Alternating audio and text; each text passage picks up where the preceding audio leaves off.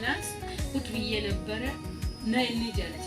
ደግሞ በዚህ ፕሮግራም አለ እንዳልኩት ነኝ አላወኩም ነበር። ከዛ መጣው ከመጣ በኋላ ከጸለክ ወዲያ ጮጋራ የሚያምሰው አለ። ከእኔም ተነሳው ከተነሳው በኋላ በዚህ ወይ 3 እና 4 እና ቀኑ ትመሰክራላችሁ። እኔ ደግሞ ሙሉ ራሴን ፈትሼ ሙሉ በጣም ተጠራጣሪ ነኝና ይፈትራሉ አልኩና ራሴን ገምግሜ ከፈተሽኩ በኋላ ነው የምሄደው። አልሄድም አልመሰክርም። ኦሮብ ጠራች ጠራ እምቢ አልኩት።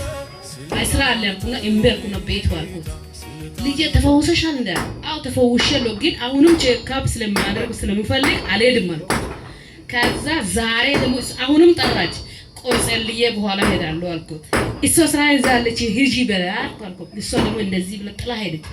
ጥላ ስትሄድ አሁን ደግሞ መጣውና አሁን ቆይ ሌላ ነገር ስላለ በሱ ጨምሬ ለምን አልመሰክሩም? አሁን ደግሞ ሊያሰብኩት ነገር አለና ለእግዚአብሔር ሰው ትንሽ ነገር ስለማይገባ ትልቁን ይዤ መሰክራለሁ ብዬ አሁን ዝም ብያለሁ።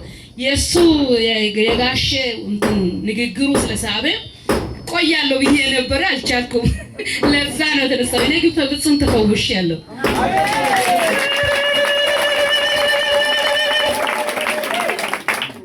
አድርጎልናና አመሰግናለሁ። አጨብጭቡ። ሌላው አንድ ነገር በደንብ ሲመት በትንሹ ስታመሰግን ነው